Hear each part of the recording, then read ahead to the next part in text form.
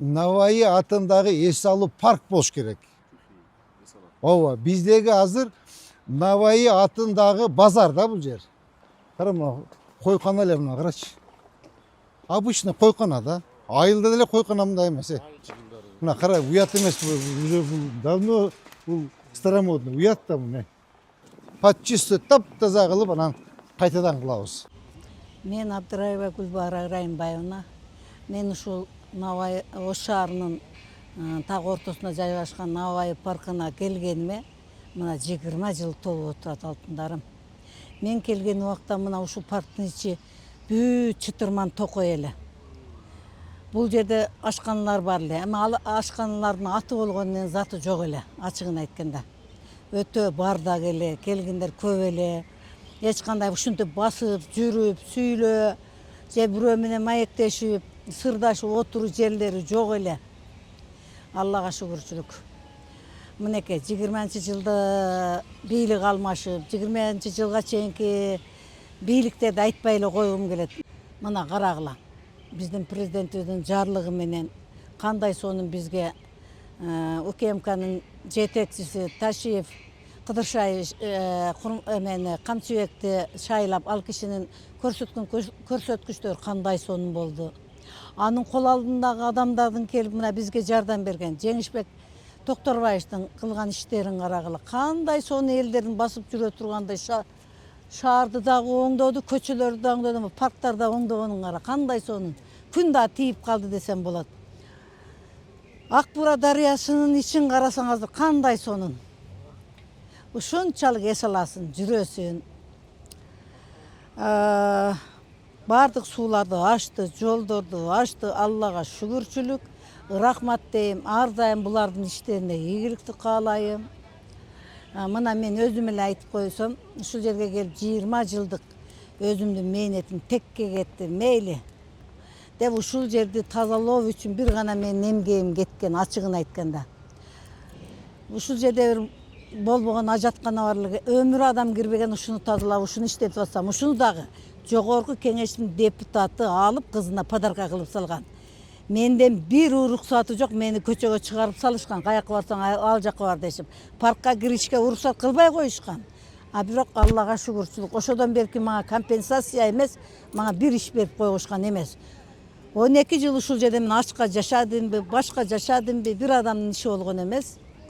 Мынеке, Жеңишбек Токторбаевич келип мага жолукпай туруп, мен үстүмдөн уккан сөздөрү менен кылган ишине мен ушунчалык ыраазымын. Рахмат ошо кишиге. Ушунчалык эл үчүн күрөшүп, суулардын көзүн ачып, шаарга кандай сонун жолдорду салып, парктарды тазалап, эл үчүн эс алуу жайларды кылган үчүн мен бул кишиге ыраазычылыгымды эл алдынан дагы, эл атынан дагы, өзүмдүн атымдан дагы ыраазычылык билдирем. Ушул жерде тетиги 2 этажды тартып койсоңуз болот. Мен ушул жерде 17 жыл жашадым. Карашыбак эле. А бул жерге бир милиция саат 6-тан кийин кире албайт эле, коркобуз деп. Мен канча чакырдым, бири келбейт. А зато мен түнү менен урушуп, оозум дагы 32 тишимден ажырап жүрүп тазалаган мына мен элем.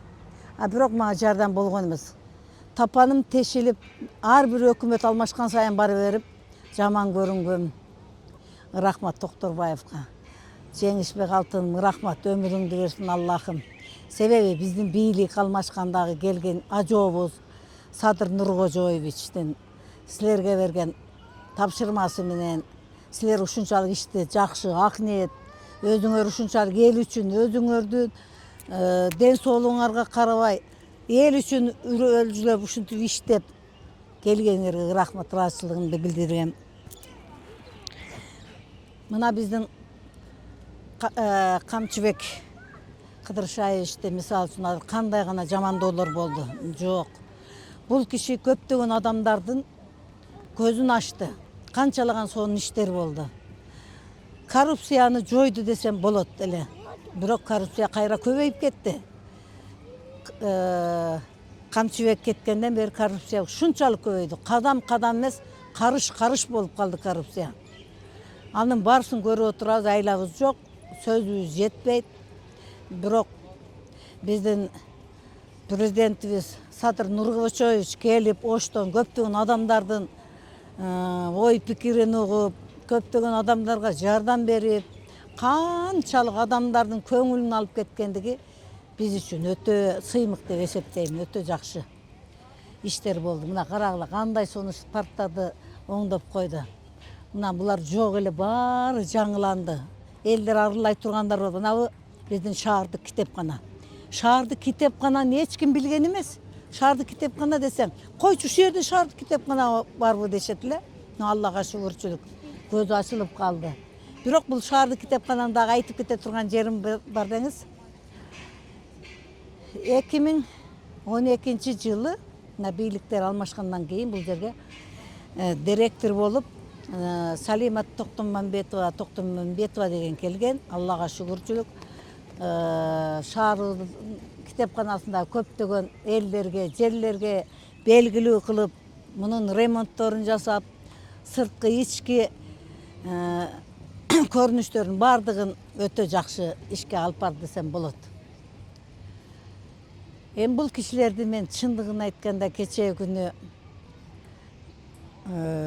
Камчыбек Кыдыршаевичти акталды дегенде өксүп ыйлап алдым. Дагы ушуну эстесем ыйлайм. Ак адамды каралаган адамдарга мен ушунчалык жүрөгүмдү оорутам. Президенттин нар жагына, бер жагына өтүп, ушу президентке жамандаган адамдар президентти эки кылбайт. Президентибизди жок кылып коюшу мүмкүн. Ошондуктан мен Садыр Нуркожоевичке сурааны айтып кетер элем. Ушу жанындагы ошол кишинин буйругун аткарган, ошол кишинин айткандары деп ар бир сөзүндө Камчыбек менен Жеңишбектин сөзү биздин улуу президентибиздин башкаруусу менен, ошонун берген тапшырмасы менен деп сүйлөшөт эле. Ушунчалык ыраазы болот элем. Рахмат.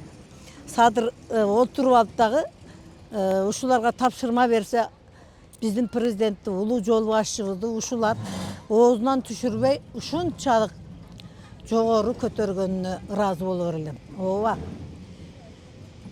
Биздин президентибиз өтө жакшы иштерди кылды. Бирок ушакчылардын тилине кирип, кичине серпилип алды, бирок өзү кайра досунун кандайлыгын сезди окшойт. Аллага шүгүрчүлүк. Ыраазымын. Мынакей 3 күн болду мен да өзүмө келип дем алганыма. Шүгүрчүлүк. Ушунчалык жакшы өздөрүн оңдоп кетип атышат го деген ойдо болом. Мына караң, кандай сонун тазалык. Нары карайбыз, бери карайбыз. Парктар кандай сонун оңдолуп, элдердин көрүктүү жүргөндөрүн караң. Жолдорубуз жайылган. Баарысы ушу биздин Жеңишбек Шаршеновичтин келип берген тапшырмалар менен болгон деп айта алам. Себеби ал киши келип баарын бузган эле. Баары мынеке Аллага шүгүрчүлүк. Анын тапшырмасы менен аткарып атышат. Жаман эмес, жакшы, өтө. Элдерибиз дагы жакшы, көңүлдүү, эс алууда. Айрыкча азыр баарысы иште көбүнчө. Иштен чыккандан кийин биздин паркка адамдар батпай калат. Ушунчалык көп келишет. Себеби балдарын алып кечке пайыт эс алууга көп чыгышат деп ойлойм атминдердин. Мынау тараптарды эч нерсе билинбейт эле. Аллага шүгүрчүлүк. Караң, кандай сон тетигинде аксакалдар үчүн шахмат ойночу жайларды коюп берген. Ага дагы рахмат айтабыз. Ана ушу бул дагы Шаршеновичтин немеси боюнча, айткандары боюнча. Бул жакты карасак, Ак Бура дарыясы эмес. Даже бер жакта адамдар бирин-бири көрө албайт эле. Ушунчалык парктын коюлугунан десем болот, дарактардын. Азыр шүгүрчүлүк иштеген адамдар дагы өздөрү өтө жакшы эмгектенүү менен, баалоо менен жакшы иш алып бара жатышат. Бизде азыр паркта жүргөн балдар дагы имандуу, бирин-бири сыйлаган, мурдагыдай уруш талаш жок. Аллага шүгүрчүлүк. Бардыгы түшүнүп атат деген ойдомун. Шүгүр. Мен да бир ушу сиздердин экраныңардан пайдаланып айтып кете турган нерсем, Аллага шүгүрчүлүк. Биздин элибиз, мына Кыргызстандын жашоочулары баарыбыз бири-бирибизди жаман көрбөй, Алладан тилеп, Алладан суранып, калп сүйлөбөй, ушу бузукулукту койсок деп айтып кетким келет. Эң негизгиси бузукулуктан болот. Бирибизди жамандап, эки ортодо эки досту жок кылып коюуга аз калды эле. Аллага шүгүрчүлүк, жараткан Аллахтын бергени, оңдугу дегендей баарысы жакшы эле болду го деген ойдомун. Ушул эми айтайын дегем, мына караңыз кандай сонун кооз көрүнөт, тиги тоонун башы. Мынаны караң, азыр мынандай тетиги жер азыр эмне экенин билбейм, сайдыкпы башка, мына телеком. Бул телеком деген көрүнбөйт дагы эле, билинбейт дагы эле, баарысын жакшы көркүнө чыгарып койду. Мен ушул убакка чейин ушунчалык мени бир адам угап экен, бир адам ушунчалык мага келер бекен деп тилейт элем, Аллага шүгүр. Мен ушу жеңишпекти жараткан Аллах мен үчүн гана жаратып, мен үчүн гана айдап келген экен деп ойлойм. Шүгүр, канчалаган мээнеттеримди, кылган мээнеттеримди бир күндө актап койгон сыяктуу ушунчалык кубаныч сүйүнүч менен мен ушул кишини өмүрүм өткөнчө сыйлоого дагы, бактоого дагы ушунчалык күчүмүн жетишинче ушул киши үчүн күрөшүүгө дагы даярмын деп айта алам. Мунун үстүндө турган ошол Камчыбек Кыдыршаевичке айтам бул сөздү. Өтө жакшы, эл үчүн коррупцияны жолуп, эл үчүн деп жанын үрөп, эл үчүн деп жүгүрүп, анакей Тажикстан, Өзбекстан өлкөлөрүндөгү талаш жерлерди кандай сонун ынтымакчылык менен чечип алышты дейм. Биздин президентибиз өтө жакшы, эл үчүн кылып отуруп, ошону биз баалай билишибиз керек. Өтө жакшы иштер болду. Анан олтуруп алып эле баягы кыргыздын макал-лакаттары туурабы? Бир ит көрүп үрөт, бир ит көрбөй үрөт. Ой, өмүрүбүздө көрбөй, билбей туруп каяктан нерселерди жаратып койгондор да бар. Жараткан Аллахым ошонун баардыгын түздөп, азыр баардыгын жакшылыктарга, ушу элдин оңолушуна, ынтымактуулукка түртүп, ушунчалык жакшы кылып аткандарына мен дагы ыраазымын, кубанам, алтындарым. Мына силердин дагы ишиңерге ийгилик. Мен ушундай чыгып сүйлөй бекем дедим эле. Аллага шүгүрчүлүк. Мына биздин мэрия жактын кызматкерлерине, муниципалдык жактын кызматкерлерине азыр мен ыраазычылык айтып, баарысына, мына биздин Ош жергесиндеги жетекчилердин баарына эле ыраазычылык айта алам. Кичиги, чоңу дебей. Себеби азыр бул жакта өтө эле жакшы иштер болуп атат. Өтө эле жакшы ынтымакчылыкта. Бир нерсе сурасаң же бир нерсени айта турган болсоң, сөзсүз колдоого аракет кылышат, жардам берүүгө аракет кылышат. Ушунчалык кубанычтамын. Мурда барганда көп көңүл салышчу эмес. Азыр жаштар болуп атат баардыгы, бирок алар да үйрөнө баштады десем болот. Аллага шүгүрчүлүк. Кимде ким ушул берүүнү көрө турган болсо, алтындар, мени тааныган адамдар, жаштар, орто жаш, карыларбы, кимде кимиңердин көңүлүңөрдү ооруткан болсом, кечирим сурайм. Баарыңарга ынтымакчылык, ырышкы, ушунчалык биримдиктерди каалайм. Ушул биздин болуп жаткан ушу президентибиздин алып баруусундагы берип аткан ушунчалык элге убадаларын, канчалык айлыктарды көбөйттү, канчалык эмгек кылган элдердин эмгегин билди. Мына ушуларды бааласак, пенсияны көбөйтүп атат, айлыктар көбөйүп атат. Ушу алтындар баарыбыз эптеп эле алганга аракет кылбай, ошону ким кошуп атат, кандай эмгек менен ошол акчаны таап атат, кандай себеп менен кошулуп атат экен жагында кошо ойлосок, аракет кылып колубуздан келишинче жардам бере алсак дагы сөзүбүз менен оң сүйлөп, туура айтып, ошол адамдарга жеткизсек, баардык иштерди туурасынан болсо деген гана ой, максат, тилектерди айтып кетким келет алтыным. Силерге дагы рахмат, ушунчалык мени жакшы келип, эженин дагы бир оюн угуп коелу депсиңер, ыраазычылык билдирем. Кубанам, кубанычтамын.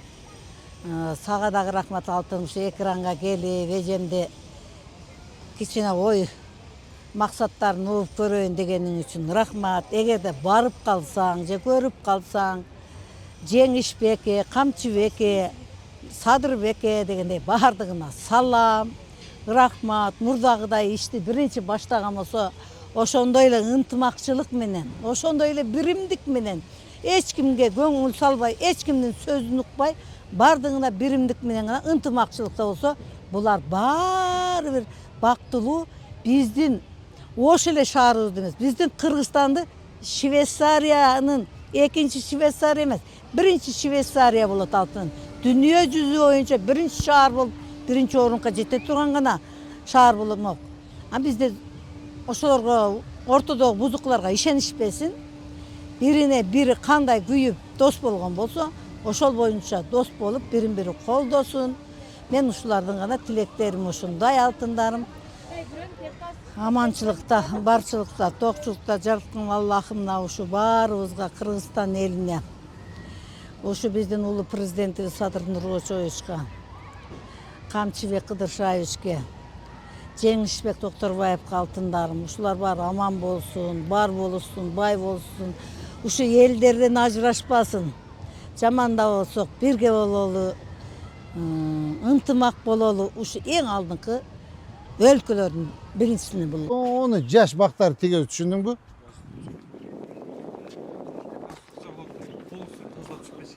Полный тазалайбыз. Полный тазалап, бул парк эмес эле жана базар болуп калыптыр да. Эме.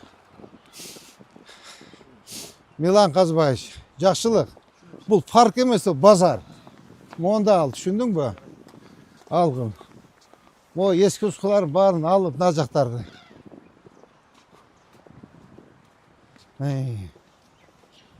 Монда алгыла.